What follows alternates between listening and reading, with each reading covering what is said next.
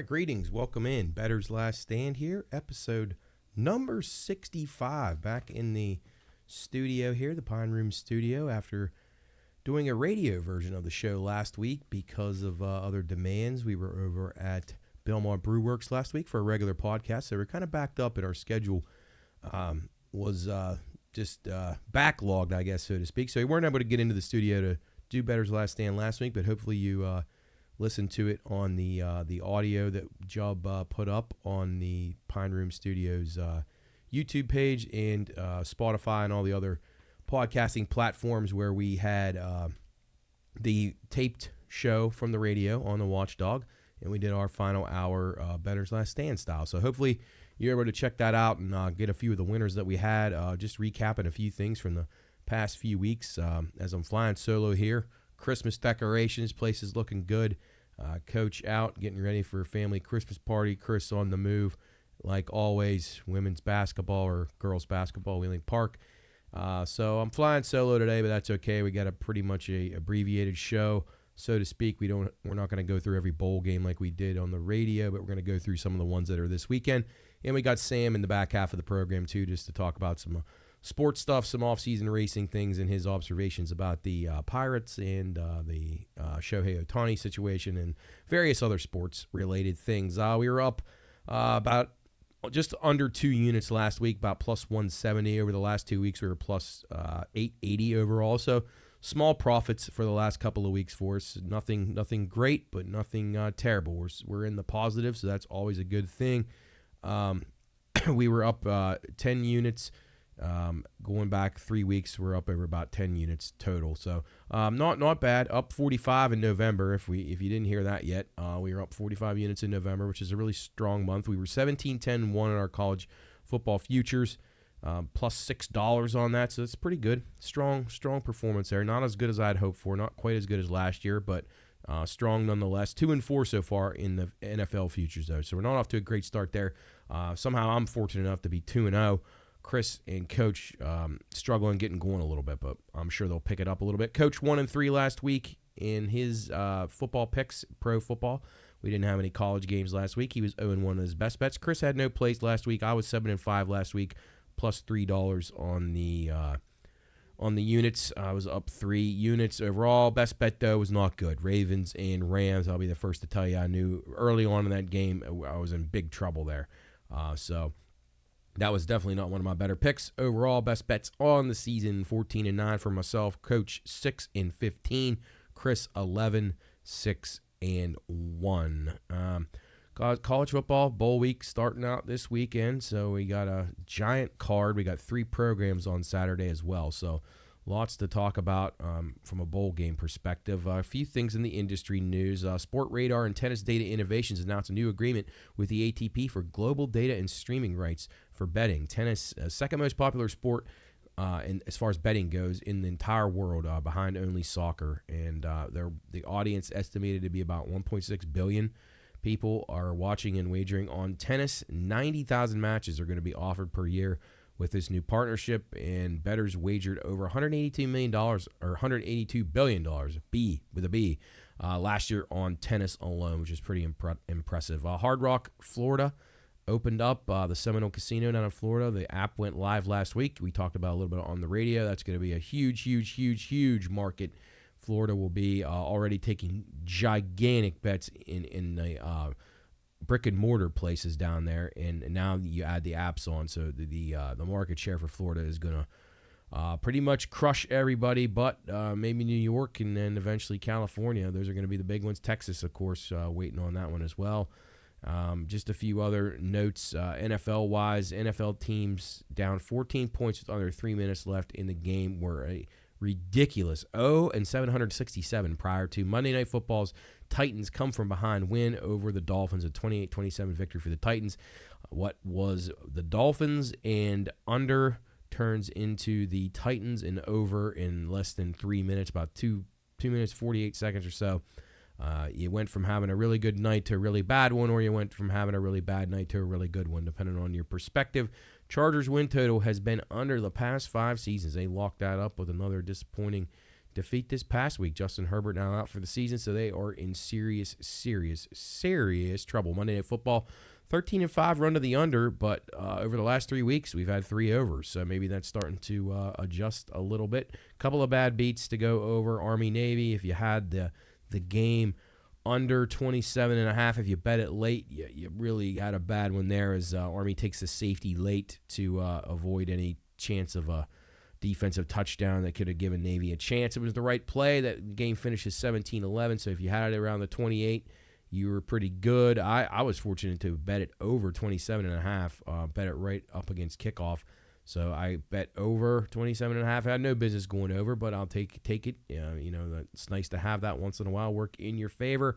So tough one there, depending on what you got the number at. The Titans, as I said, stunned the Dolphins with the less than 3-minute comeback. They go for 2, which is now going to be the thing to do when you're down 14. You score, you go for 2. It gives you 2 chances, and they think that the percentages of you missing 2 2-pointers in the NFL are working your favor. So most likely you're going to convert one of those. So Titans do it, and they end up winning the game by 1. And how about the Survivor contestants? If you had Survivor going on Monday Night Football, when you had the Dolphins or you had the Packers, you just have to be sick. I don't know what's more sick. I guess the Dolphins game. You can't blow a 14-point lead. Packers really, teeter-totter game with the Giants. I like the Giants. I actually was a pick that I gave out one on winner. Giants money line was a good one. But yeah, if you had the Packers, you're disappointed. But if you had the Dolphins, you're just sick. You're miserable. I mean, you had guys crashing out of a $9 million Survivor pool at Circa Sports, and if you lost because of those 2 teams, I mean, that's just, I don't know how you've slept since. Just horrible. Really, really ugly stuff if you had those 2 teams. So condolences if you did. Just really, really awful way to go out. All right, let's not waste any more time. We got through the recaps of what's been going on as far as Pine Room wise. Be sure and check us out real quick. Check us out on the Watchdog each week, Monday, Tuesday, and Friday. We got our holiday show coming up next Friday, the 22nd, so tune into that. We're going to be on from 12 to 5, starting off the Watchdog Christmas party right here in the Watchdog studio, so it's going to be a really fun time. Plenty of action. Check out our social media at the Pine Room Studios, BLS_PRP, for all the information, up-to-date things of our guests on the radio and all kinds of other stuff we have going on. Tons of content coming out now at the Pine Room Studios on YouTube and, again, across all the podcasting platforms, Spotify, Amazon, so forth.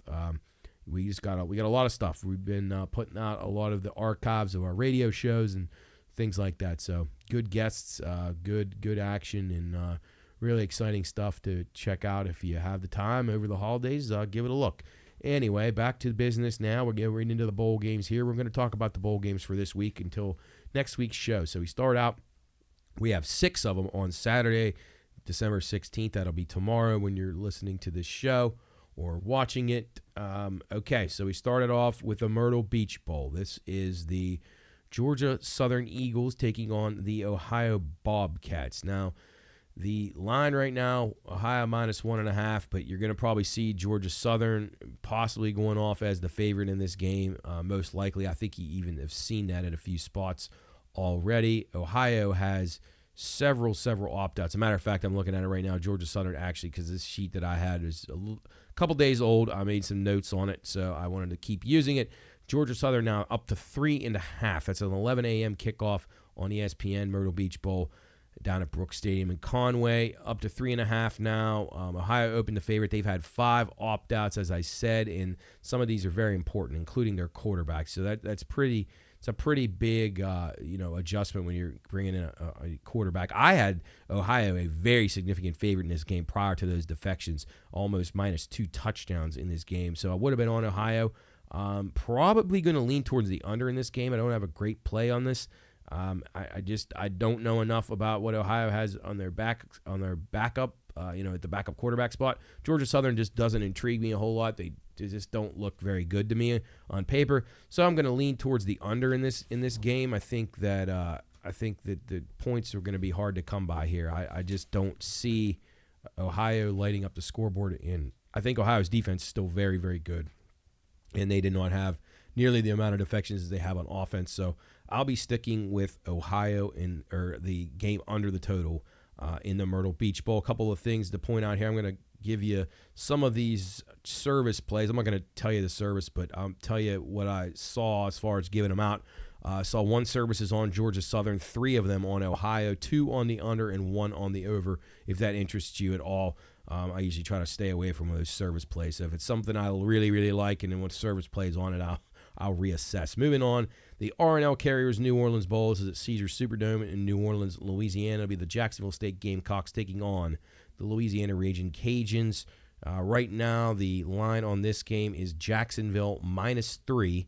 This game, again, another one of these flippers. Louisiana started out as the favorite here. The total 59.5 right now. It opened at 57.5. I had Jacksonville State a 6.5-point favorite in this game. And this is a game I gave out on the radio. Rich Rodriguez, I think he's going to have them very motivated to play in this game. Louisiana's quarterback is out. Their top tackler is out.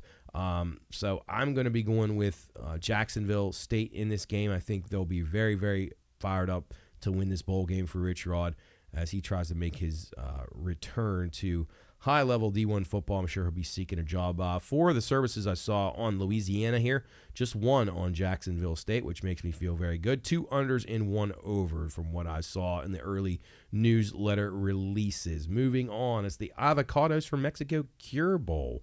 This is a good one. This will be Miami of Ohio and Appalachian State doing battle and in Orlando, Florida. Right now, you have App State -6.5, the total 44.5. Line stayed around where it was the opener. Totals come down about 4 points, opened around 48.5. I actually have Miami favored in this game. I went through and did my own lines. I have Miami -5.5 in this game, so I certainly would be taking them +5.5 or +6.5 even in some spots. Coach also on Miami as well, as he gave that out as one of his plays on the radio show last week. This is a 3:30 kick on ABC. I got 5 newsletters on Miami, Ohio, which scares me a little bit. 2 on App State, 2 on the under, and 2 on the over. Miami's quarterback is out of the game, but I'm not that worried about it. They had to play with a backup a couple of times this year. I think they're well coached, and I think their defense will be ready to go, and I think they'll be very motivated for this game. App has their running back and top wide receiver out of action, so maybe an under here. Still some uncertainty. You just got a lot of things to evaluate with these bowl games, but I'm going to be on Miami. I'm going to stick with them. Despite the quarterback, I didn't think the quarterback is going to make that big of an impact for them. They're not a team that's going to be throwing the ball a ton, so they run the ball, control the ball, play good defense, well coached. So I'll be going with the Red Hawks. Coach on them as well. Moving along, it's the New Mexico Bowl from University Stadium in Albuquerque. It'll be New Mexico State, the Aggies, taking on the Fresno State Bulldogs. This line currently sitting at New Mexico State -3.5, total 51.5 here. Opened around 2.5 for New Mexico State. Total staying right around where it is. 52.5 is the opener. It's 51.5 right now. So not a whole lot of movement there. I lean New Mexico State here. I have them as a 5.5-point favorite in the game. Right now, I think a big concern in this game for Fresno, their quarterback is opted out, and their coach Jeff Tedford had to take a medical leave. So that's quite a problem for them. They really limped to the finish line after a really good start. New Mexico State has an opt-out for their wide receiver. Their quarterback is 50-50 whether he'll play because of injury. But, again, this isn't a team. I think they have a decent backup, and I don't think it's going to affect them a lot. Newsletter-wise, New Mexico State was selected by 5, Fresno by 1, 2 on the over, and 1 on the under in the New Mexico Bowl. Moving along to the Starco Brands LA Bowl from SoFi Stadium in Inglewood. It'll be UCLA, the Bruins, taking on the Boise State Broncos. Right now, UCLA -4, the total 49.5. Total stayed right around it. Spread moved a touch. Opened UCLA 2.5. I actually have Boise State the favorite in this game. By my numbers, Boise State -2.5. So I will be taking the points with Boise State. I think UCLA will not be motivated for this game. It's right in their backyard. I just don't see any excitement level from them. They have their quarterback opting out. Their top defensive backs are out, their defensive linemen's out, their defensive coordinator took another job. So you got a lot of things in UCLA that are not looking very good. Boise's quarterback did opt out, but I don't think that's a concern. This team has been resilient all season. They've turned their season around when they fired their coach, and their interim coach was just promoted to the full-time job. I think they're going to play very, very hard for him. They played outstanding in their conference championship game. They were really motivated. I think they'll be very motivated here to knock off a Power 5 program in UCLA. So I'll be going with Boise State to probably take some money line action with the Broncos as well. Newsletter-wise, we got 3 on Boise, 2 on UCLA, 3 unders, and 1 over in that ball game. Moving along to the Radiance Tech Independence Bowl. This is Independence Stadium in Shreveport, Louisiana. It'll be the Cal Golden Bears taking on the Texas Tech Red Raiders. Red Raiders currently -3, total 57.5. Total down from the opener of 58.5. The spread up, actually down a touch too, down from the opener of 3.5. So just about a half-point move there. I have Texas Tech, a small favorite in this game, -2 on paper. My gut says Cal here, though. Cal's top linebacker, and top corner are out, but Texas Tech has their quarterback and top 2 wide receivers as well as their leading tackler all opting out of this game. I lean Cal here, not a strong play. I like points. I think even with Texas Tech's quarterback not playing, Cal's defense is horrible. Texas Tech's defense is not very much better than that. So I think there'll be some points in this game. I like over the 58.5. We'll see. I think barring any types of weather issues at Shreveport, which can sometimes be touch and go. So keep an eye on that. But I like the over in this game and lean towards Cal. Newsletter-wise, 3 on Cal, 1 on Texas Tech, 1 on the over, and 3 publications on the under from what I've seen thus far. That is Saturday's action in the Bowls. Coach, going back in my notes here, Coach likes the UCLA-Boise State game over the total. So Coach's 2 plays, Miami of Ohio and the UCLA Boise State game. That is the LA Bowl over the total right there. Then we skip Sunday, which is obviously Pro Football Day. We go to Monday. We have a nice bowl here, the famous Toastery Bowl at Richardson Stadium, Charlotte, North Carolina. It'll be the Western Kentucky Hilltoppers taking on the Old Dominion Monarchs.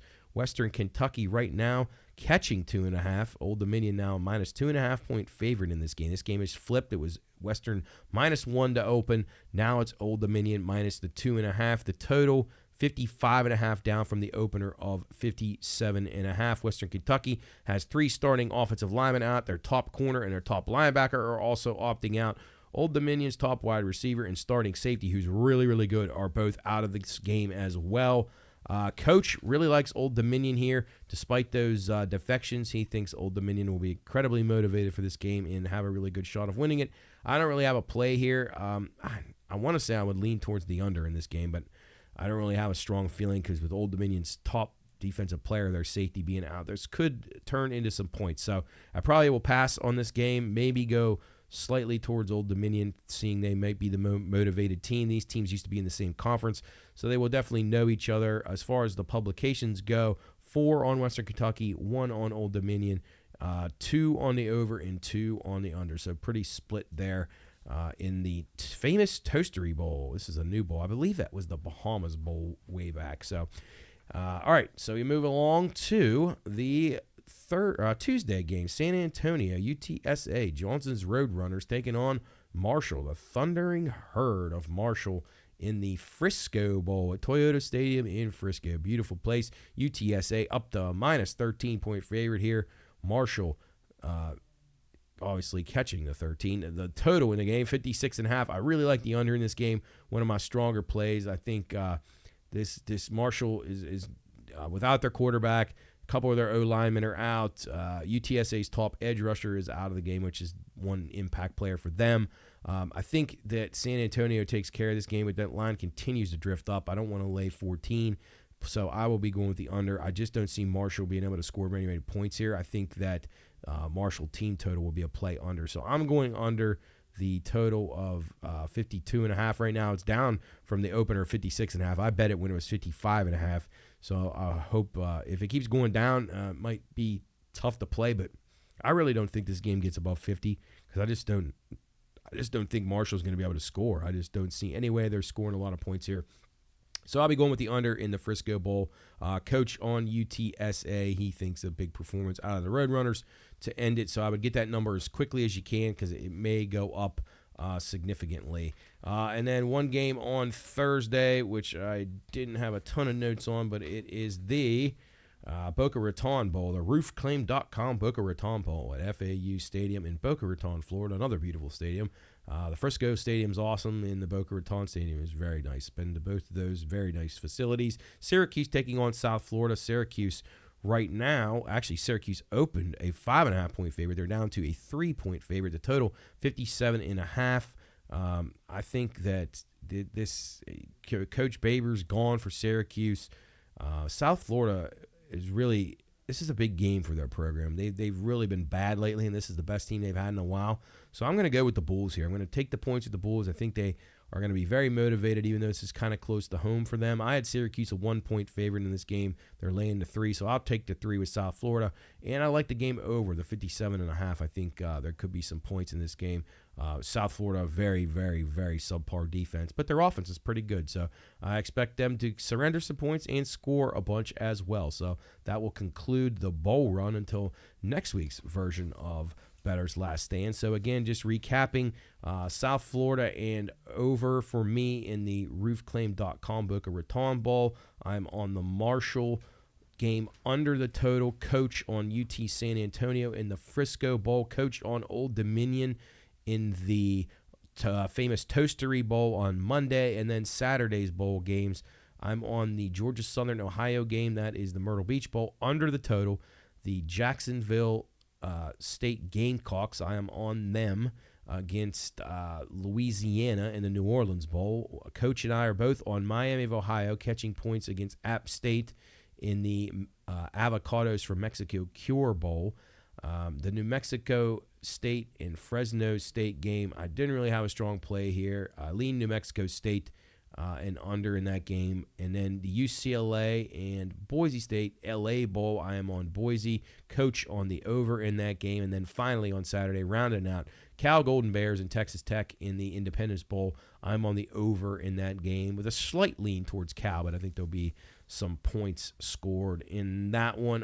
Keep an eye out for these defections, these bowl game defections. There's a lot of them happening. Drake May just said he's not playing against the Mountaineers. I already like the Mountaineers, but if you like the Mountaineers now, I would consider betting that number because that's probably going to continue to drift downward. And Mountaineers are going to end up being probably a significant favorite in that game. Now with that news happening right now, I believe, let's see what the Mountaineers are at the current moment.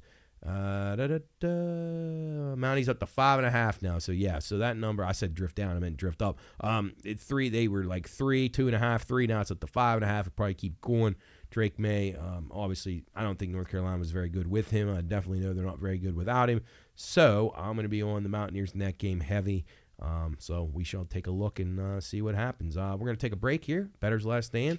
This is show number 65 back in the Pine Room studio here as we get ready for Christmas action, bowl games, the most wonderful time of the year, so they say. We got Champions League soccer going on right now and just lots of excitement. And be sure and as you're getting ready for your holiday parties and you're going to be out and celebrating, drinking, wherever, if you're at somebody's house, if you're at a bar, wherever you may be, call our friends at IC Cab to get you to where you need to go in a safe and courteous manner. They're very fairly priced. You get a great value, great service, just a wonderful thing to have around the area. And they'll take you pretty much anywhere you can imagine here around the Ohio Valley and extended areas, going as far as Pittsburgh, Cleveland, Columbus, all over the surrounding region. IC Cab is your place for all your transportation needs. Give them a call, 304-232-1313, or download the IC Cab app today. IC Cab always working, and they're a proud sponsor of the Pine Room Radio Show on the Watchdog, as well as Bettor's Last Stand and the Pine Room Podcast. So thanks again to Phil and everybody over at IC Cab for everything they've done for us. All right, we're going to be back after the break to talk NFL. It's Week 15. Hard to imagine. We'll be right back. Bettor's Last Stand in the studio during Christmas. Bettor's Last Stand is for entertainment purposes only, but who better to listen to than the guys here at the Pine Room? For more picks you might have missed, follow Bettor's Last Stand and all of Matt's picks on X, formerly Twitter, at BLS_PRP. Because just like General Custer, we're in Bettor's Last Stand. All right, rolling back along here with you. Bettor's Last Stand, show number 65. Coming to you from the Pine Room Studios down here, all decorated out for Christmas as we get ready for exciting time. Christmas parties happening, as I said, bowl games. We've got 3 pro games on Saturday. Champions League soccer going on right now. It's the final group stage game. This is match day number 6, and a lot of tight matches here. I'll talk a little bit more about Champions League when we get onto the knockout stage, give you some potential maybe dark horse plays that could come through and maybe surprise a little bit, try to turn some profit there. Golf season's getting ready to start heating up too, as some of the more better known tournaments here on the wraparound will be starting up. But right after the holidays, John Rahm defects for Live Golf among a few other guys, as we knew it was inevitable. You just got to take the money. Eventually they're going to merge anyway. So I don't blame John Rahm for doing that one bit. He originally said no chance. Now I think his wife probably pressured him into saying, you know what, you're taking this money. You can't turn it away. So best of luck to him and all the people as Porto just scores there to make it 4-2 against Shakhtar. It looks like Pepe still out at the old bag. All right. Let's hit a few things before we jump into NFL week number 15. I'm sure that's what everybody's concerned with. The Penguins power play finally scored last night. If you're a Penguin fan, you realize how bad they've been, about over their last 30. But they finally get a goal on the power play, a couple power play goals last night in a win over the Coyotes. They got the Canadiens tonight on the road in Montreal, so it should be a good game up there. Always is in French Canada. Seems like Penguins always play exciting games up there. So, Penguins playing, I don't even want to say they're playing better, but they're just so skittish. You just don't know. They're trying some new things out on the power play, so hopefully it works out. Goaltending's been pretty solid lately, and if they can get Erik Karlsson cranking a little bit and Malkin maybe a little bit, they can maybe sneak into the playoffs, but it's going to be a tough season. Recapping a few things as far as hockey first period numbers go. Minnesota Wild, 19-6. Goal in the first 10 to the Yes. 21-8 for Tampa Bay. And then Vancouver, 20-8. So those teams pretty lopsided as far as goal in the first 10 minutes there. I recommend parlaying those things. You can find a couple teams on a certain night that have good stats for the first periods. If you can find 2 teams matching against each other, they're pretty good. They got to be a play. And then the juice is getting outrageous with these. So you're looking at 175, 180 sometimes on these. So you might want to put them together. I don't recommend parlaying very often, but for these, I think it's worth it. You can get a decent return on investment, and you only got to put 1 goal by, in each game that you parlay. So wouldn't recommend parlaying more than 2, but give it a whirl if you're interested. It's been pretty good. It's been pretty fun to watch. But they are juiced to the moon right now. Last 10, look at these numbers. Goal in the first 10 minutes of the game. In the last 10 games, St. Louis, the Blues, 9-1 to the Yes there. So the Blues just fired Craig Berube, their coach, who actually led them to the Stanley Cup a few years ago. But it's getting kind of stale. Kind of reminds me of Mike Sullivan. Shelf life for these guys doesn't last very long. It's about what have you done for me lately. So anyway, the Blues have either scored or surrendered a goal in the first 10 minutes, 9 of their last 10 games. And then you got 2 other teams. Chicago was in action last night. It was the Connor versus Connor game. Bedard versus McDavid. Chicago and Seattle both 8-2 goal yes in the first 10 minutes in their last 10 games. So good stuff there. The Winnipeg Jets, the best to the no on the goal in the first 10. They are 17-9 on the season to no goal in the first 10. So Jets like to lock it down early. Had a bad loss last night to San Jose. So no good there. 1 second period number to talk about before we get into the overs and unders for the total periods. Second period overs for the Ottawa Senators. They're on a 20-1 run, so take note of that. Second periods. You can find these numbers at most of the books on your apps. Go through there, look through the periods, find a second period, and bet that son of a gun over the 1.5, 20-1 run for Ottawa. So keep an eye on that one. First period, overs and unders. New Jersey 18-7 to the over. Edmonton 18-8 to the over. Calgary 19-9 to the over. Last 10, St. Louis 9-1. First 10 minutes, a goal, and they're 9-1 to the over. Obviously, those are pretty correlated. So if you could find a place that'll let you do a same-game parlay with those, go for it. I think that's a really good way to attack it, but most places will not let you do that. They may make you bet 3 things in there, so you have to put something else with it. But, there's a few that would let you. So give a hunt. You should have as many apps as possible. You can find different things on different apps, and that's what makes the value to be had. So Detroit 8-2 in their last 10 for a over in the first period. So Detroit and St. Louis operating at a very high clip right now, 80 and 90% at the overs in the first periods, over 1.5s. And then our lone under, who's hanging in there, the only team really who's been putting together some unders, and it's really not that lucrative, so I wouldn't even recommend betting this, but it's just a play against. If you have a team who's one of the teams who is a over team, and then they got to play Vegas, especially when Vegas is on the road, they seem to lock it down pretty well. Vegas 17-12 to the under in the first period, so maybe want to stay away from them. A couple of things in basketball. The Pistons have lost 20 in a row, I think, maybe 21 in a row. They've been absolutely terrible. San Antonio as well. NBA favorites, I think, last night were like 13-0. Overs all hitting, so keep an eye on these. There's some really bad teams out there. So overs and favorites seeming to come in at a pretty high level right now. Lakers win the in-season tournament last week. Don't really have a whole lot to say about that. I was hoping the Pacers could pull it out, but they could not do it. College basketball, we'll talk plenty more, especially when bowl season's over. Still a little bit early, starting to get into conference play, starting to see some of the teams who I'm starting to like. So if you missed anything a few weeks back, I gave out some early season teams that I was kind of high on. We'll reassess here in the coming weeks and see if I'm still high on them or if I've gotten off of them and changed them. One, Michigan State, a team that a lot of people were high on, has not been off to a very good start, but that could lead to a good number for them down the road. All right, so NFL week number 15. It starts out on Thursday, which you won't have seen it anyway. It's the Chargers and the Raiders. Don't really have a play in this game. Probably the under. Herbert out. Both teams with backup quarterbacks. I don't really like what I'm seeing out of either team right now. So probably an under, but doesn't really matter because that was last night. But let's get into Saturday's contests. We have several games of note. We have three games on Saturday, so that's pretty good way to kick it off with 6 bowl games and 3 pro games. You got the first game of the day. These are all on NFL Network. The Minnesota Vikings taking on Cincinnati, the Bengals. It'll be the Bengals minus 3.5, total 39. Really don't know how the Bengals are giving points in this game. I know Jake Browning's played well, and arguably he's played better than Burrow has. But I think the under is the play here.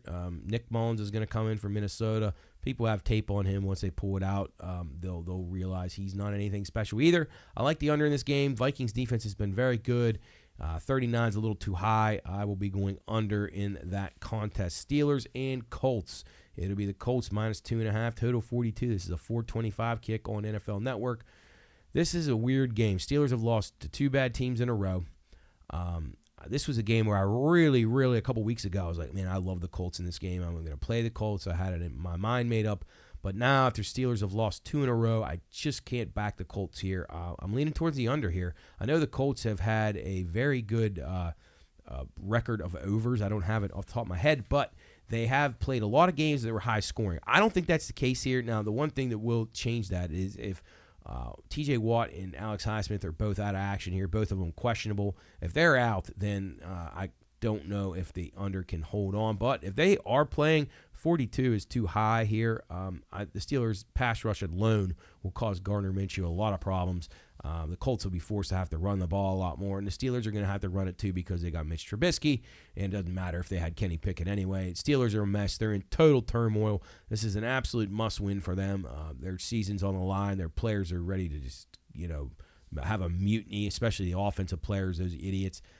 So I look for the Steelers to give a good effort here, but I really like the under here if Highsmith and Watt play. So be going under the 42 in Colts and Steelers. Broncos and Lions, the nightcap, 8:15. This is Denver at Detroit.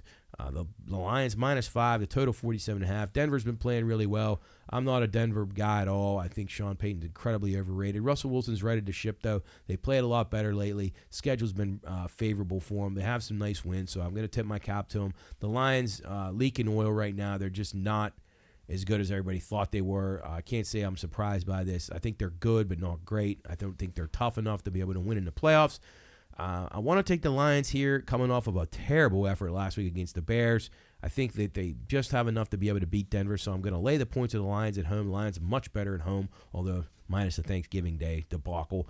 So I'll be going Lions -5, but I don't really want it to get any higher than 5. I can see why people would want the Broncos in this game, and I also think that the under could be a decent look here. Both teams probably going to try to control the ball.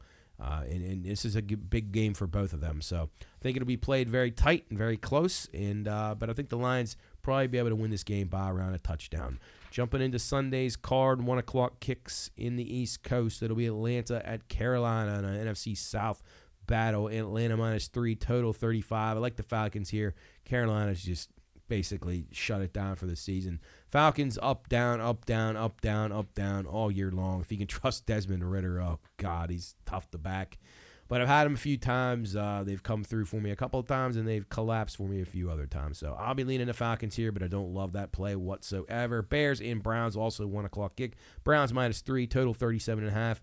Bears have shown some signs of life, but if the Browns' defense is at home, they've played very well. I think Denzel Ward will play in this game, and he'll completely take DJ Moore out of the game. So I think the Browns are a great play here. If you find out Denzel Ward's going to play, I would say the Browns are a great bet here, -3. So I'll be waiting for that news to come out, potentially an under 2. I don't see the Bears scoring at all. Justin Fields cannot do anything other than throw to his first option. So if DJ Moore's taken away, it's over with for them. He cannot progress. He does not go through his progressions at all. He'll either be forced to run or stand there in the pocket and get sacked like he always does. So it'll be Browns. If Denzel Ward plays, I think they hammer the Bears. And I will gladly lay the 3 at home up by the lake. In the Browns are very good at home. Tampa at Green Bay, 1 o'clock kick. Green Bay -3, 41.5 the total here. I'm going to go with the Packers reluctantly. I was against the Packers last week, had the Giants. Thought the Giants were just ready to take the Packers out. I think the Packers are extremely overrated. Jordan Love's played a lot better. I'll give him credit. Some of these guys coming along a little in the receiving core. They've improved, but they're not very good and they're not very tough. But I do think Green Bay wins this game here to be cold. Baker Mayfield knocked the best on the road. Packer defense will give him some trouble. So I'll be leaning the Pack. Field goal or less, I will take Green Bay. Houston at Tennessee. Tennessee -2.5. Total 37.5. This is solely based on all the injuries Houston has. C.J. Stroud, questionable. They got all kinds of receivers out, offensive linemen out, defensive linemen out. What a shame for a team that was having a great season. D'Amico Ryan's doing a great job as the first-year head coach. Can't make a play on this quite yet. I got to see what happens. Houston should not be catching points from the Titans. And the Titans are coming off a miraculous win, so this would have been a great spot to play Houston in, even a small road favorite. But with their injuries, I just can't recommend it. I would say maybe a lean towards the under, but got to wait to see what personnel is available. Giants and Saints. It'll be at New Orleans. The New York Giants at the New Orleans Saints. Saints -6, total 38. Don't really have a strong play here. New Orleans finally gets in the win column again. The Giants coming off a big win. So both teams coming in. Not very good teams, both coming off wins. Lean towards the points, but the Tommy DeVito situation is going to end ugly at some point. Maybe the under in this game, under the 38. I think the Saints very good defensively at home, so I'll be leaning towards the under in that game, under the 38. Saints and Giants. All right, keeping it rolling here. Again, another 1 o'clock kick. It'll be the Jets and the Dolphins rematching off of the Black Friday disaster where the Jets were just thoroughly embarrassed by the Dolphins. Dolphins -8.5, total 39. You saw what happens when Tyreek Hill goes out of the game. It's not good. So he's probably the MVP of the league after that. Tua looked just lost without him, which is a knock on Tua because he's really been good, but it looks like Tyreek Hill is kind of making him good. Dolphins laying the 8.5, total 39. This game's in Miami. I just don't see any way Miami doesn't bounce back after a really horrible loss. to the Titans on Monday Night Football, as we talked about earlier. I'll be leaning towards the Dolphins. If I can get less than 10, I probably think that they take care of it. Probably the over as well. Zach Wilson back in for the Jets. They may be able to hit a couple of plays to help put the game over. Chiefs at Patriots, 1 o'clock kick. This was flexed out of I believe either a Sunday or Monday night game, flexed out of, obviously, because New England's horrible. Chiefs minus 9.5, total 37.5. Can't lay 9.5. Chiefs just aren't playing well enough to lay 9.5. I think they'll win the game, but Belichick will have a good strategy ready to slow Kelsey down. I think this is probably an under game. I think the Chiefs will have to run the ball a lot. If they have Pacheco back, they may be in good shape to do that. So I'll lean toward the under here. Chiefs money line and under probably would be if you wanted to parlay it. Frisco and Arizona taking on each other. 4:05 kick in Arizona. It'll be 49ers minus 13.5. Total 48. 49ers are crushing everybody right now. If they stay healthy, they're pretty much the best team in the NFL. I like the under a tad bit in this game, but Cardinals will be scrappy. If I can get 2 touchdowns, I would lean towards them, but no strong play on that one. Washington at the Rams. It'll be the Commanders and the LA Rams. LA Rams minus 6.5. Total 49. Don't really know why this is 6.5. Rams looked good last week. Washington has a terrible secondary, so I can see that part of it. This looks a little too easy for me. I think the over may be a good look here. I think Sam Howell will run around. He'll turn it over a few times. He'll probably give up a defensive score too, so that could work in the over. I could see this being like a 37-20 type game. So I'll be going with the over, and obviously I think the Rams will win the game. I just don't know if they can cover a 6.5 or 7-point spread. Dallas at Buffalo. Buffalo's going to be my best bet of the week. I think the Bills, I know I don't like backing teams off of big wins, especially on the road last week, but Chiefs and them, they was a kind of a slug match between the two of them. The Bills came out on top, fortunately for them. I think Dallas doesn't travel well. I still don't trust them in cold weather.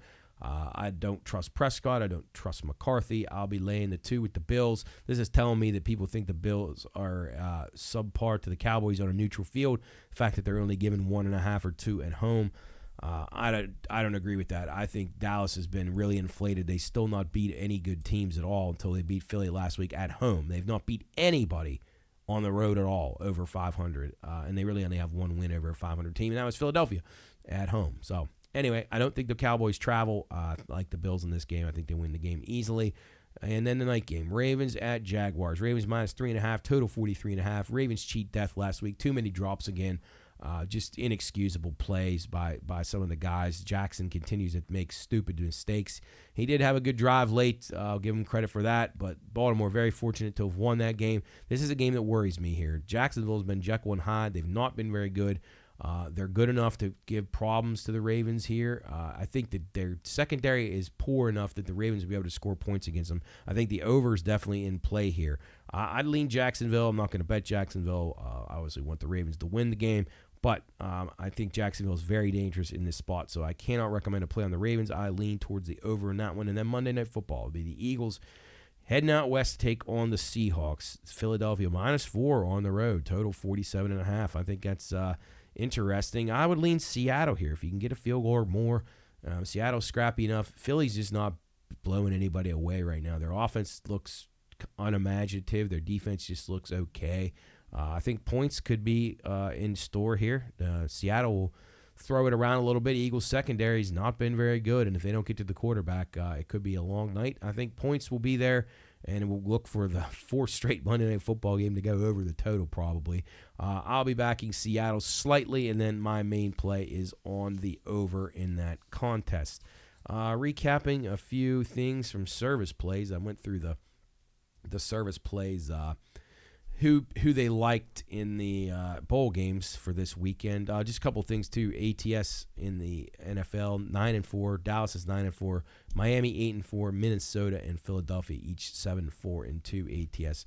So far, those are your strongest teams against the spread so far this season. A couple of things. Mark Lawrence playbook was 1-0 last week in his game of the year, and I can't remember what it was actually. So anyway. Power sweep 2-2 last week. Let's see, what else do we got here? Point wise 2-2 last week. Red sheet, red sheet 1-11 the last 3 weeks. Yikes, that's not good. Winning points 4-8 the last 3 weeks. And let's see what else. Victor King last week was 0-1 on his totals, but he is 26-13 on the season. He's been our most solid guy. Him and Mark Lawrence, the playbook, those would be the two. If you're going to buy a service that's not ours here, which you're not buying it yet because we haven't sold it yet, but you can get it for free. So why buy when you get it for free? We recap these quite often just to show you that we're not charging you for these things, and if we did charge, it would be far less than what these guys would. And I feel like our plays are as good or better than anybody else's. So anyway, we stick by what we got here on Bettor's Last Stand, and we hope you're enjoying it, finding some winners, and trying to improve your handicapping. A couple of tidbits I had bowl game wise before we take a break and get Sam in here. Just to go over a few numbers that I thought were interesting from the bowl game perspective. The New Orleans Bowl, that was Jacksonville State and Louisiana. This was a game that I had to play on Jacksonville State as I look for my bowl sheet. All right, there we go. They've met one prior time. Jacksonville State won their final 9 games of the season, as I said, for Rich Rodriguez. So they're playing really hot right now. Rich Rod, though, just 2-9 in bowl games. So that was one tidbit I forgot to mention when I was making the play. But a lot of times he was favored in those games, like a big favorite, and heavy expectations. It's tough to win like that. I don't think that's quite the case here. So we'll be on Jack State there. Cure Bowl, this is Miami, Ohio, and App State. Miami's made to 5 bowl games under their coach Martin. They're 4-0 ATS in those games with 3 covers as a dog. So Miami, that supports our play with Miami. Fresno and New Mexico State in the New Mexico Bowl. Fresno has won 18 of the 19 all-time meetings, as those teams used to be in the same conference. New Mexico State, they were cover machines, though, throughout the year. They're 8-1 in their last 9. So I'll be going with New Mexico State in that one. A couple other tidbits. LA Bowl. I think, like I mentioned earlier, Coach likes the over in this game, but there is some strong trends towards the under with Boise State starting a true freshman at quarterback. The defections of UCLA has maybe tread lightly in that game. Cal's terrible defense in the Independence Bowl, as I mentioned earlier, that's the reason I played over. They have really been awful. They're allowing over 490 yards per game, so over is the way to go there. Georgia Southern and Ohio in the Myrtle Beach Bowl. So many opt-outs on offense. Ohio will probably struggle to score, but their defense remains intact. They didn't have any defections on their defense, so I think the under is a good play there. Famous Toastery Bowl, Western Kentucky and Old Dominion. This is a bowl that replaced the Bahamas Bowl. That's what I was trying to remember earlier. The Toppers are 6-1 straight up and 5-2 against the spread in the series. They used to be in the same conference, so remember that. UTSA and Marshall in the Frisco Bowl. The Roadrunners played in this game in 2021. They lost to San Diego State. They have a huge edge in offense. As we mentioned, Marshall, just their offense has been so bad. So the under is definitely the play in this game for me. So nothing in that information that makes me sway away from my picks other than that one UCLA. The coach likes the over in the game. Trends kind of lead towards the under. So take all that into account. Do your research. If you have any questions, contact at thepineroompodcast.com. You can reach us anytime. You can call us in on the radio show, text line, radio line, whatever you want to do. If you have questions about any of the games, you want more in-depth breakdowns, any more trends, any more leans or bets that you are looking for value within the game that we don't talk about right here. So we're going to take a quick break and come back, and we're going to have Sam talking some racing. Not a ton of racing, just a little bit. Maybe just look in on some of the things that are happening around the garages in the off season, and then get his thoughts on all the things going on. The Major League Baseball signings, the Pirates bringing in Rowdy Tellez, huge move the needle signing there. Shohei getting $700 million, and all of it's deferred. So lots to talk about with Sam coming up. And remember, before you head out to your Christmas parties, give IC Cab a call. They'll take care of all your transportation needs around the area. 304-232-1313 or download the IC Cab app today. IC Cab always working. You can find those cabs everywhere. I saw them all over. I see them every day out all different areas of the Ohio Valley. So give IC Cab a call. Arrange your ride today if you're out at Christmas parties. Whatever you may be doing over the holidays, you don't want to have an issue with your car or an issue with drunk driving or any of that unfortunate stuff. So give IC Cab a call today, and that'll alleviate one of those problems from your holiday stress list. There's a lot of things that are stressing people out over the holidays. Don't let that be one of them. Call IC Cab today or download the IC Cab app. We're going to take a break. Bettor's Last Stand, episode 65. Matt flying solo in studio with all the lovely Christmas guys here on the chair with me. We're going to come back. We're going to talk to Sam, get his thoughts on all things sports. It's Bettor's Last Stand, coming to you from the Pine Room Studios. We'll be right back.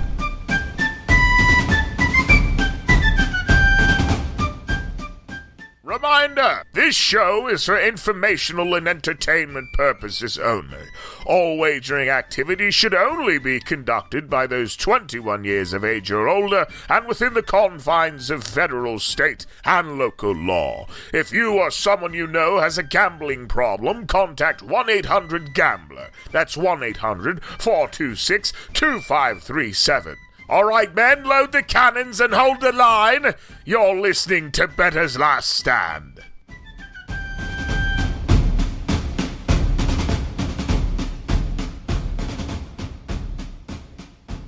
All right, welcome back in Bettor's Last Stand, episode number 65. Haven't been joined by Sam for a couple of weeks. We were out of the studio last week, and then he was unavailable the week before that. But, Sammy, good to see you, buddy. Welcome back to the show. I wish we had racing to talk about, like actual races. But we'll make do with all the other exciting stuff in the world of sports. But how you been over the last few weeks? Yeah, I've been all right. Like you said, there's no racing, there's no baseball. It's dark at 4:30, so that's a lot of sadness. But I'm doing good. Good. It's good to see you. Yeah, nothing more sad than the Pirates as they make a huge acquisition last night. Rowdy Tellez joins the ball club. In a nice couple $1 million a year and some incentive-based salary to follow if he meets those incentives. What are your thoughts on that wonderful signing? Well, my thoughts are I heard today probably 100 times on the radio, well, he hit 35 home runs 2 years ago. Well, you know what? McCutchen was the MVP 10 years ago, so if we're going off of that, then we have 2 points. It's like, come on. Yeah. Rowdy Tellez? Yeah. I mean, it's just funny. They ought to bring back Vogel back, too, and they can have like half of the offensive line for the Steelers. Jesus, man. Yeah. Kind of demoralizing when you see all these other teams making splashes in the offseason. You get Shohei going for $700 million and then the Pirates doing that. It's just it's insulting to the fan base, I would say. I watched them play. If he's not going to be our first baseman, Jared Triolo showed. Is he not playing now? It's like. Yeah, I don't get it. He's it ain't like way Rowdy better. Tellez He's younger. Be able to play the field very well. Right, and then when you wake up this morning and you see Andy Rodriguez somehow tears his UCL swinging his bat. Yes. Add that up winter for me. Ball, yeah. Add that up for me. Yeah. Well, at least Henry Davis has to catch now, right? Right. You know what I said to Jared today? Thank God we prepped him to catch from the major leagues in right field. Right. Well, that year would have been nice to have, right? That year under his belt. A couple reps would have been nice. So now he's got to go back to and relearn his old position after his confidence is demoralized out in right field. Yeah. It's Pirates ridiculous. Can mess anything up. They really can.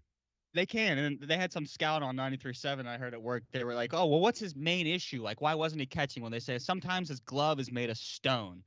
And I was like, oh, that's good. He just drops the ball a lot is what he said. That's Great. Good. Got that to look forward to. What do you think? Do you think they do anything else over the winter here? I mean, they need like a pitcher. They need give me a DH if you're not going to bring back Kutch. Like, give me Soler, Flaherty, somebody. The DH. Oh, I know. Tellez will DH first. He could probably pitch, too. Well, they'll probably put him in right field. Boy, that'd be fun. Rowdy Tellez. Yeah. It's sickening, actually. I don't know. It's already started. Jared said they were in on Jack Flaherty, but I don't even know if that would be even worth having. He's a bum. Here we go, man. Yeah, it's already. You know what I mean? Yeah. Well, here we'll. The next time we talk excited about the Pirates, it'll be when they call up Skeens, like in July, because the attendance sucks and they're terrible. Yeah, and you know what? Rowdy Tellez will be having a career year, and they'll ship him off somewhere. Yeah, right. Or they could do the Carlos Santana like last year. Yeah. Yep. Send him back to the Brewers after at the trade deadline. So, what a mess. Thoughts on the Shohei deal and where the Dodgers will go from here? I think it's a great deal. I love the move. I would want the money now, most definitely. But I mean, he's probably making a number that we would, can't even make up off the field. Yeah. I just don't. I don't know how much better, honestly, they are with Shohei. They're not better than the Braves. No, they're not. The Braves are so much better all around than the Dodgers. Either. Right. Close. So, what would be the other move or acquisition, or who do you get rid of? Well, they got to get their rotation built back up. I mean, I don't know if you're going to count on Walker Buehler coming back strong. Kershaw's about at the end of the road anyway. I mean, it looks like Shohei's trying to get the Japanese pitcher now. They're trying to make a hard move for him. And they probably should because they saved all the money. Right. So they should invest it. I heard they're in on Corbin Burns, too, and a couple other guys. Apparently Glasnow, they're trying to look into getting him from the Rays. Old Pirates. I know. Like would have been nice. Back, huh? Would have been nice. Oviedo going down would have been so bad. Yeah, I mean, you lose him, and you lose one of your rotation guys and your probable starting catcher in the same week. The Dodgers get Shohei Ohtani, and the only thing that actually went well for the Pirates this week is not them getting Rowdy Tellez. It's that the Cubs did not get Shohei Ohtani. I wish they would have, though. We would at least have something to watch. I know. Yeah. Right. Like, all right, the Pirates stink, but Shohei's in town for three straight days. Nutting should have been hoping for that because that would have been a draw. I mean, that's a huge draw. Everywhere he goes, he's going to sell the place out. So, yeah. Right. But luckily, Nutting and those guys, they saved the nation of Pittsburgh today by investing in Pittsburgh Sportsnet. Yeah, how about that? Finally. That. They finally came to the table after initially saying no, they're going to pass. But I guess they realized they had no other option. Oh, Matt, it was two choices. It was free agency or TV. Right. Yeah. Yeah. Well, at least we were able to pay for Rowdy by getting the TV deal now. Right. So. Right. All is well in baseball land. All right, so let's talk a little bit about racing. I was looking at some of the Formula One stuff and just some of the rumor mills and things like that. Is it your impression now that most of the drivers are staying in the same seats? It looks like. Yeah, it seems like there was like a couple, rumbling like last week that Hamilton and this Ferrari, right. I forget who it was. Like they had these little talks or meetings, but I just think that's. I couldn't see him going over there. I think Lewis and Toto are so tied in, and I think he's paid so well and taken care of so well at Mercedes. I mean, he's a 7-time champ. Yes. Yeah. I think they can bring it back. Yeah, no, I think. I mean, they made some strides last year. I mean, and these teams just got to figure out a way. They got to get down to it. Mechanically, they're engineers. They got to get it done.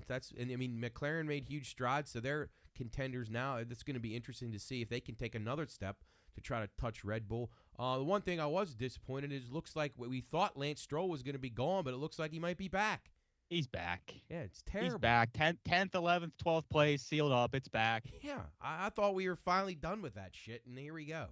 I know. He had good races at the end. Yeah, I was looking forward to some new guys maybe in some contending cars, but we'll have to just hope for the best and hope that mechanically some of these teams catch up a little to make it a little bit better. Because honestly, I really do think it's hurting the brand. They were getting so big, and now you just get this domination. You basically know who the winner is before you turn the race on, which is definitely not a good thing. Right, like they just need if Max had just an equal car with everybody else. Yes, it would be fun to watch. Yeah, it would be. It would be. But it's just like talented drivers. 10-15 laps is all you get if he's not in the lead. Yeah, that's it. Yeah, you get it, and you're just hoping that something goes wrong with his, because if it doesn't, he's going to beat you every single time. I don't know. What about in stock car racing? I guess the biggest off-season stuff to me is what you might be thinking or hearing about Stewart Haas with like the complete revamping. What are your thoughts on that? Well, I mean, bringing back Gregson, our boy. Right. I mean, he's back, dude. Yeah. He's in the back. number 10. Yeah. You know, it's like, what a fucking run that guy had. I don't understand it. I really don't. I don't know. He's Obviously, half lost Tony his mind. Stewart must know something that we don't. Yeah. That he really must be a good driver. Yes, because you can't take chances on a dude like that over and over again. But there have been a lot of people shuffling around in NASCAR this little off season they've had so far. Yeah, I don't know what to expect. I guess it's just going to be weird not having Kevin Harvick there anymore, and then Almirola even. I mean, not that he was one of the all-time greats, but he was always a pretty steady guy. So it's weird. You're going to see Josh Berry now regularly on the circuit, and Gisbergen, Haley, and your boy Austin Dillon just stealing a ride every week. Always. Like, when's his time run out? Never. Yeah, I guess that's when Never. Grandpa's in charge. You're good. Yeah, but it's like if he just brings the sponsorship money, that's all. You know what I mean? Yeah, that's all they care about. Know. What do you think? Do you think that Hendrick Motorsports is this the end of the line for Alex Bowman? Would you say? Yeah, he's got to go this year if he doesn't. He needs wins, Yeah. like multiple. He needs a year like Byron just had. Right. Honestly, Right. Because you expect Elliott will bounce back, and then right, and Byron and and Larson, they're not going anywhere. no, but Elliott can't struggle, and I don't think he will.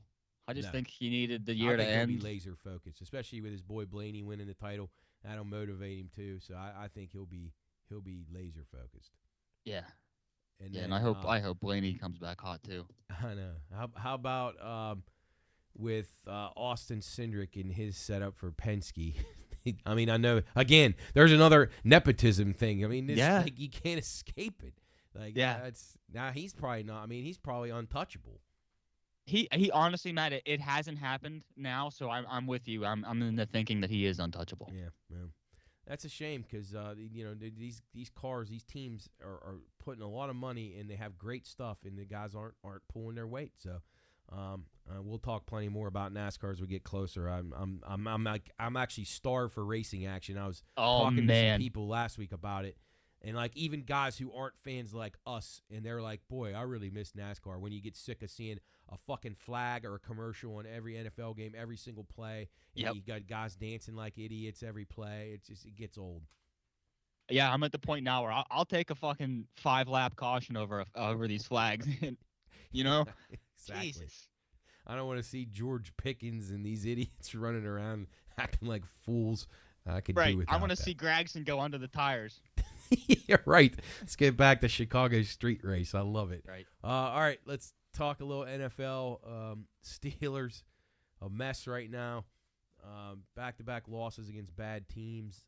I would say this is like a make or break. I feel like Tomlin's really losing control of the ship here, especially with these guys on offense, popping off and acting like idiots.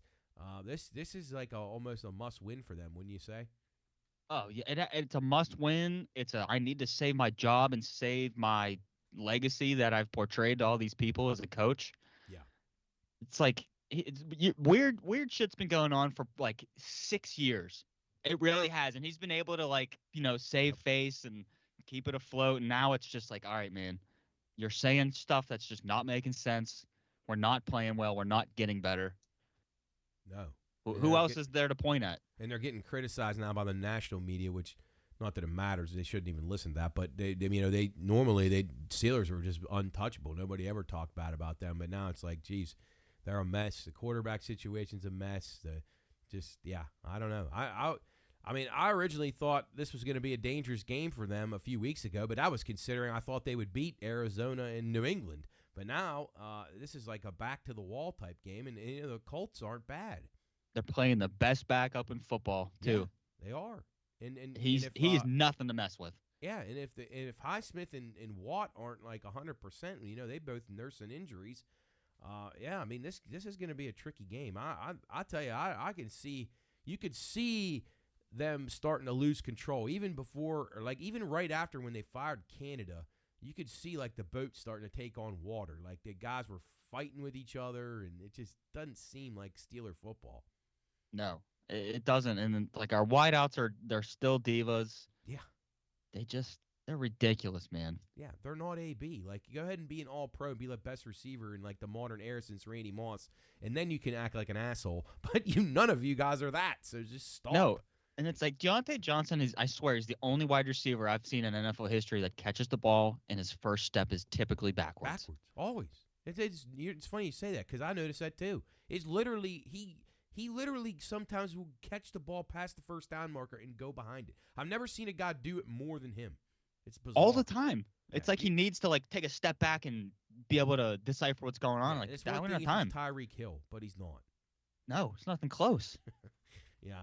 Well, we got 3 games on Saturday, including that game, the Steelers and the Colts. Anything stick out to you this week, or any teams that you're hot or cold on? How about Monday Night Football? Those 2 debacles, Green Bay and then the Dolphins blowing that huge lead. I mean, Green Bay, Jordan Love. Yeah, it's a tough situation because he's way better than Kenny Pickett. But he hasn't, he needs to show the next step of all right, I can do this every week. I thought I finally gave the guy credit, and then he does that on Monday. It was tough. Back to square one. Yeah, Monday night the games haven't been too great. No, they're like exciting finishes, but the play's horrible. Horrible. And then we saw how important Tyreek Hill is to the Dolphins. He goes out, and Tua looks horrible for that stretch. Dolphins really mismanaged that game. They were running the ball fine. They should have just kept running it, but they didn't, and cost them. Yeah, McDaniels, he does things every now and then. I'm like, you know what? I don't know, man. Yeah, no, me too. You're showing some signs that you can't do this shit when there's one game that is going to decide your season. Yeah, I don't know. It just seems like he's irresponsible or something. Yeah, he's creative and stuff, and when everything's going well, but they're not very tough. And they really, mismanaged that game. I think that really hurt his Coach of the Year chances. Definitely. A lot of guys struggling for that right now. The Lions, they're a mess. They've had some really bad coaching displays here the last few weeks, even since Thanksgiving. They've been bad. There's a lot of teams. I don't know. Vikings, the Josh Dobbs situation, that turned ugly in a hurry. He played too much. Yeah, right. Yeah, right. He had too much practice, too much preparation. He's better off just getting out of a taxi and running into the stadium. But yeah, he needs 2-3 games. Trade him somewhere else. How about Chris's Browns as they bring Joe Flacco back, and Flacco's playing pretty well right now. He's who the Steelers should have brought in. Yeah. He's good. It's Joe Flacco.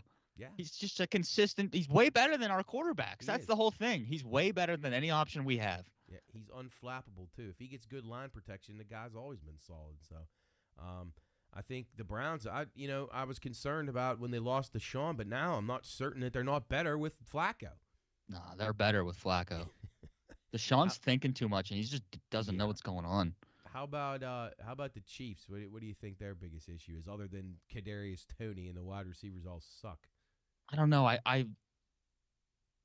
Their defense for some reason I don't think is as good as it has been in years past. But Mahomes. I don't want to doubt Mahomes. No, I would not. If Mahomes and Kelsey are going to doing it, and I said that to Coach the other day. Listen, if they're going to get into the playoffs, I would not want to play them. They're just the kind of team. They've been there enough times. I wouldn't want to play them. I know they haven't looked good, but they can beat anybody anytime. I just wouldn't want to play them. Right. It's like the game was on the line. The 2 players that needed to make plays, Mahomes and Kelsey did, and Kelsey threw it to Toney. Yeah. Yep. I mean, it was going to be a play of a lifetime if dumbass isn't lined up off sides. I know. Disgusting. How about in the NFC? 49ers starting to, solidify themselves as the top dog. They're fully healthy, looking great. Do you think that Dallas has surpassed Philadelphia now, or does Dallas still have to prove it on a road game like I think they do? I think Dak has maybe taken another step. Yeah. I think he's maybe taken I am worth this money that I've been getting paid in that tier now. I'm not 100% sure because you know what happens with Dak. He's going to have Let's see what happens in Buffalo this week. Right. But I don't know. They've been playing really, really well, but the Niners are sick. Yeah, they are. The Niners are sick. They're sick on D. Our offense, they have so many options. Yeah. I mean, Debo Samuel and McCaffrey on the same team, and then you got Ayuk and Kittle. I mean, my Ayuk God. Is nasty. Yeah, Ayuk if they stay healthy, they're going to be hard to beat, really hard. Philadelphia is a team to me that looks like they're still good, but they're not what they were last year. Would you agree? Yeah, they've played a lot of football these last couple of years. They've kept a lot of the same guys around that are in the trenches, honestly. Yeah, and Hurts is a little banged up, and then they lost both their coordinators. It's not easy, but I wouldn't count them out either, especially if they can right the ship and steal home field, at least get the to where they're at least the 2 seed, where they don't have to go on the road like whoever them or Dallas, whoever finished second, will probably have to go to the daunting NFC South champion. Yeah, how about them? Yeah, who's that going to be? Who wins that division? Who do you think can pull it out? Tampa? I don't know. Give me Atlanta. Okay, yeah. Desmond But Ritter. maybe God, he stinks, Matt. He's so every time bad, Desmond Ritter. If they had a cannot quarterback, believe. I think they might be okay. I can't believe he's an NFL quarterback. I know. I say it every week. I cannot believe. Whenever I bet them, it's just I'm so afraid because he's so bad. He even when he's playing good, any moment he can have a catastrophe. They should just make Bijan the quarterback, like when Tennessee makes Derrick Henry line up and do the wildcat or the shotgun. Like they should just do that. Yeah, Ronnie Brown and Cadillac Williams is put him in there. Yeah. Seriously, actually, Auburn's they should finest. put your guy in there. Cordero Patterson should just be the quarterback. I mean, he can do underutilized. Underutilized. Oh yeah. Well, anything stick out to you this week? Anything you like, or too early to say? No, I got it. One, the Steelers' defense has been trash. So Alec Pierce, he's my go-to guy. Gardner needs to find him. He's plus 450. He's got great numbers every week. You hit with him the other week. Yeah, he has a great one, and Tyler Boyd is plus 400. I think Browning's slinging it around. He's playing well. And I think now that these teams know that he can get it to Jamar's going to they're going to be more worried about Jamar now that they know Browning can get it to him. So the Higgins had a good number, and Boyd did also. So I think those two are definitely people to look at. I like it. And also one more, my favorite tight end in the league, Sam Laporta. He always fucking scores. He's plus 175. Laporta is a underrated tight end, and he's only a rookie. Oh man, I know he's gonna be right there with the top guy. I mean, he already is. I mean, he's very, very good. I'm very impressed with him. So yeah, great calls there. Tyler Boyd, Alec Pierce, Sam Laporta, all to score touchdowns. I like it a lot. How about the 6 bowl games on Saturday? Anything interest you there? I looked at them, but nothing stood out to me. What about you? No, I mean, the thing about these, Sam, that's so damn hard is that these teams all are losing guys. Like everybody, I know. Even the Who's bad playing? teams that got Who is guys playing? sitting out. I kind of like Rich Rodriguez a little bit, Jacksonville State. I'm gonna probably go with him in the New Orleans Bowl, and then I kind of like Boise State as well. And then Ohio is very good, but they lost like half their offense, including their quarterback. So I think that game might be an under game against Georgia Southern. But it's tough to bet these because you just don't know who's going to play and who's going to be motivated. You'd honestly have a better chance of going and getting a lottery ticket. Just scratch it. If you can figure it out, you're a fucking genius. But that's the problem. All right, so let me ask you about this. Did you watch any of the NBA in-season tournament final there? I was hoping the Pacers could pull it out, but I know. I did watch. I can't lie. The tournament kind of sucked me in a couple games. A couple of those games I had paid some a good little more atmospheres. attention. I got to say, I'm with you. Like I actually gave those games a little bit more of a look because I knew that the teams were at least motivated to play them. You know? Yeah. I mean, there was meaning. I mean, they were actually playing for money, which was great. And the thing I still didn't understand is that they started like 4 games into the season. It just was like, oh, boom, 4 games in, all these courts are colored now. Yeah, I agree. But I enjoyed it. Yeah, I thought it was cool when they got to Vegas. I thought that Bucks and Pacers games, like that semifinal game, was really good. They play again tonight. But yeah, I mean, I guess if AD, we said it last year a lot. If Anthony Davis stays healthy, I mean, they're going to be really good. He needs to play like that when it matters most. All the time. He can. Yeah. I know. And he can, man. Yeah. Speaking of guys who are never available, how about your boy Zion? He had a pretty good game last night though after getting called fat and all that shit. He's good. That's the problem. He's good when he's available, but I don't know. They say that the Pelicans have been begging him to drop like 10 pounds and he can't. Yeah, he just doesn't listen. He's like, "Nah, fuck that." Yeah. But he's got a lot of money, too. It'd be tough, man. I know. Because he's putting up like some numbers. He's in the NBA. Chef make you healthy food, but at least you would think. But I guess that's not in his diet requirements. All right, last thing to touch on. The Penguins' power play last night scores twice. How about that? Thank the Lord, man. It Thank took the 30, Lord. Tries. They needed it bad. The Coyotes aren't great, but they needed it bad. And Jeff Carter showed some signs of life last night. He's got 2 goals in like the last 4 games. That's worrisome. Yeah. Oh, I don't know where that came from. Yeah, I don't know. I don't know if they got enough. I don't know. They're going to have to get that power play going like full tilt to be able to win games, wouldn't you say?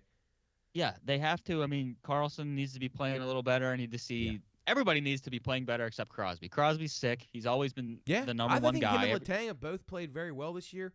Yeah, they've got to get some more scoring out of Malkin's line. He's not been very good lately, and surprisingly enough, and I still have zero faith in the guy when the games matter. But Jari has played okay, and then the other guys played good too. So, but Jari, I know will fall apart when the games matter, don't you think? Yeah, most likely, or he'll just get hurt because like he put in so much effort to like keep him in the game against Tampa. Like they were down 17-2 in the shot total in the first period, and he kept them in it, and they won. Yes. So it's like he can do that, but then I don't know how many times over and over and over he can sustain that. Because it seems like sometimes his effort isn't there, or he's just like slow, like he's got concrete in his fucking skates. Yeah, no, you're right about that. He's one of those guys you can kind of tell early in the game if he's going to be on or not, if he's like real deep in the net or if he's coming out. But yeah, he's I don't know. He seems like he scored his goal, and I thought like, oh boy, here we go. He's going to try to do this all the time, but I don't know. I still don't trust him when the game's on the line, but we'll see as we march on. Anything else sticking out to you in the sports world that we didn't talk about? I don't think so. It's just I want racing to be on. I can't lie. I know. I really, really do, and it's not going to be for a while, Matt. I know. It's quite demoralizing, but that's all right. We got the holidays at least to have a few drinks, have a few laughs. Looking forward to seeing you and the family this weekend. I threw this on because I'm sad. Yeah, there you go, Rowdy. You'll get a Rowdy jersey here. That'll be the next it thing. Doesn't say Tellez on the back. I got to order the letters. You got to send it out and get it altered. That'll be perfect. Wonder what number. It's probably the right size. This was my grandpa's. It's fucking huge. It's probably Rowdy Tellez size right here. Triple X. Perfect. All right, Sam. Well, thanks as always for the insight. It was great catching up with you, and I will see you this weekend, my man. Looking forward to it. Yes, sir. Go Bucks, Matt. I'll see you in a couple days, my man. Sounds good, my man. See ya. Later. All right, that was Sammy P. from Upper St. Clair checking in with his usual appearance here on Bettor's Last Stand. We're both starving for the racing action, that's for sure. Anyway, going to get out of here now.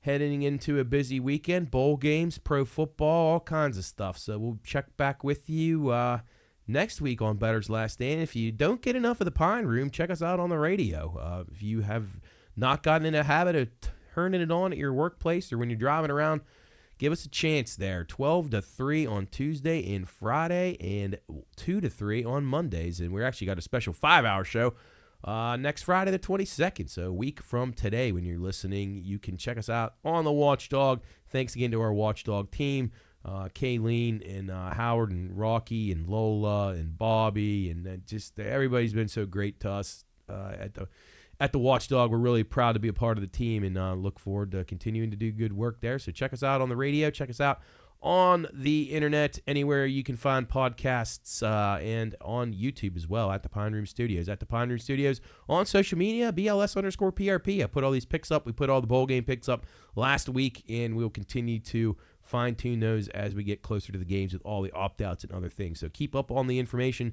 It's a never-ending battle out there when you're trying to do sports betting. Just grind every day. But until next week, we will see you in the Pine Room on Bettor's Last Stand. Have a great weekend. Happy holidays. And give IC Cab a call today. Get your car arranged for your weekend partying and holiday parties. It's Bettor's Last Stand coming to you for the Pine Room Studios. We will see you next week.